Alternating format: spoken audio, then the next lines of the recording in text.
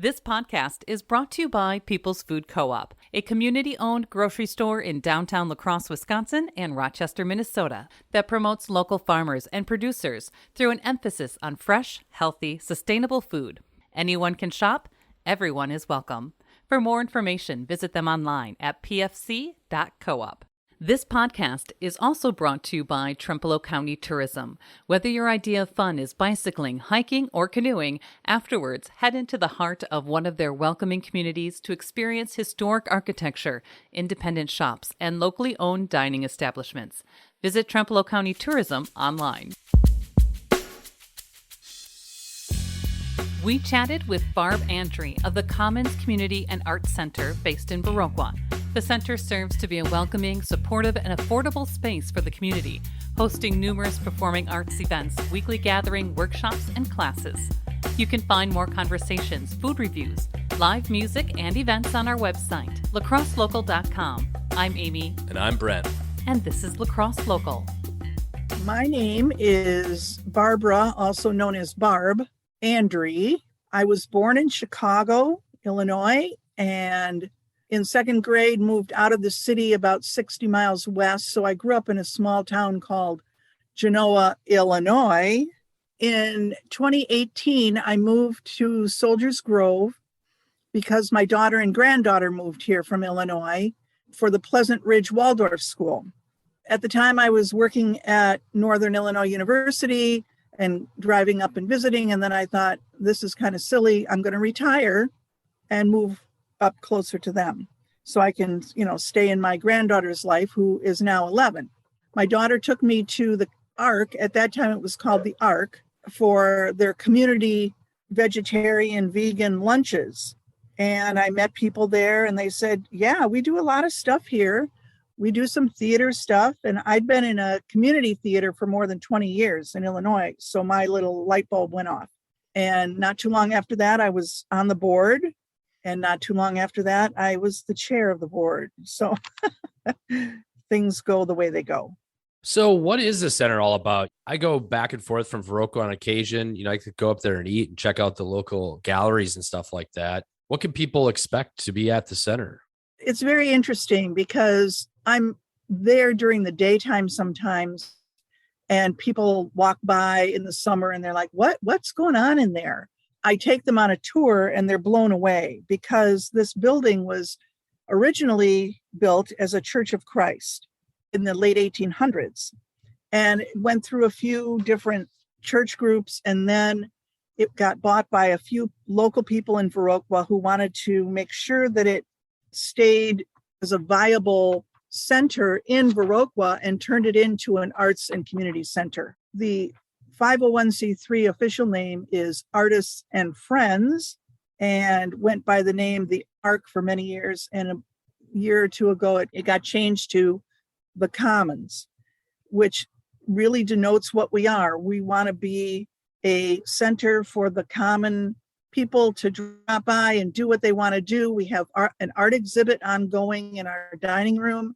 We have a theater where we've done live original theater productions. We have an open mic night once a month. Local artists come and play and or speak. The whole basement hallway was done in artistic mosaics and paintings, and the whole hallway is like a gallery in the basement. We have a music room that's dedicated to people who want to jam, and we have a couple of bands that come and practice there. So it's mainly focused around the arts, but we also have a lot of community groups who meet on a regular basis. We've had all kinds of different classes. The Driftless Folk School now is a resident. Their office is a resident there. They don't do all their classes in the Commons, but we've hosted basket weaving and printmaking, sauerkraut making. I mean, it's a very wide variety. I'm sure you probably took a break with COVID and everything like that, offering those services, kind of coming out of it. There's more festivals, music, more activities. We're kind of living with it. Getting into the swing of things, as COVID somewhat subsides, what can we expect coming from the center, spring or summer, or what's something you're excited about? Well, I'm excited about a couple of things that are going to happen this summer. And you're right, we closed down for 3 months in early 2020.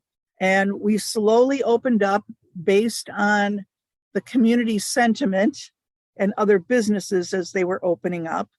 We host, like I said, we host a lot of ongoing meetings, but entertainment wise, we had a local theater company perform a staged reading of a play a couple months ago. And we've had our open mic night. I don't think we ever stopped the open mic night because it's once a month. It's the last Sunday of the month.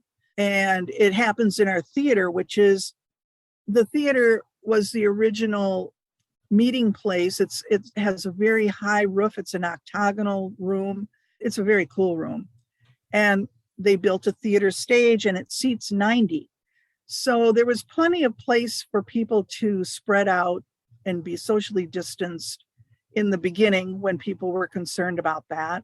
Now we're kind of ramping up for this coming spring and summer, and we really want to hit the ground running for summer. We have a concert series planned for the first Sunday of the month through October that will feature the Sapsuckers, if you're familiar with them. They're going to be the headliner, and then they're going to bring in a featured artist with them on those Sunday concerts. Currently, we have some health seminars sponsored by a local group that have been going for about a month, and they're going to go through the end of May. So our local health providers, professional health providers, are coming on Thursday evenings for 1 hour talk, and then there's a half hour of question and answer period.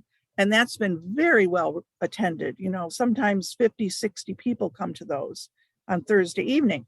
That again illustrates the wide gamut of things. We also have a free store in the basement, which is open Wednesday evenings and Saturday afternoons, which is based on the idea that people donate things that they don't need or they've outgrown, and people come and take what they want. It's all free. Clothes and shoes and housewares and linens and toys and games and you name it. Also, you know, it looks like we've chatted with Thoreau College up there before. Looks like you guys have a tab off here. How do you work with them? What's your relationship like? Thoreau College approached us a couple years ago and wanted to use our building because they didn't have a central location. They have 2 rooming houses for their students, but they needed somewhere to have a communal lunch and a couple classrooms and maybe an office space, which we did have for them.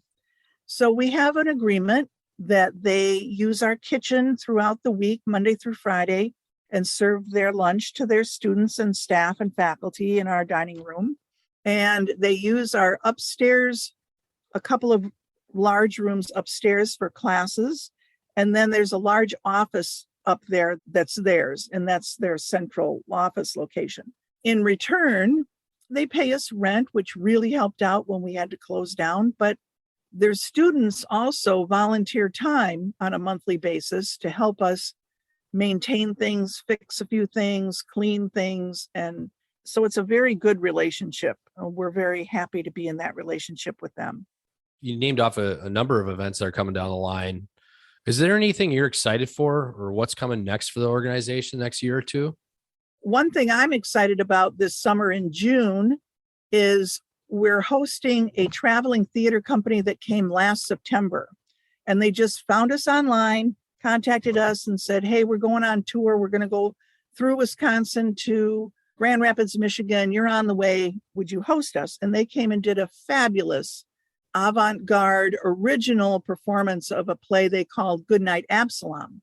And they've done the same thing now. They contacted us again and said, hey, we want to come through in June. And this time it's all circus. So I'm really excited. That's a big component in this area. There are a lot of people interested in circus arts. There's a school called Bricolage Circus in town, and they teach circus arts at the Youth Initiative High School. So I think it's going to be fabulous. And as an organization, we're looking to expand our volunteer base, always talented, smart, creative people to come in and do a wide variety of things, help with programming.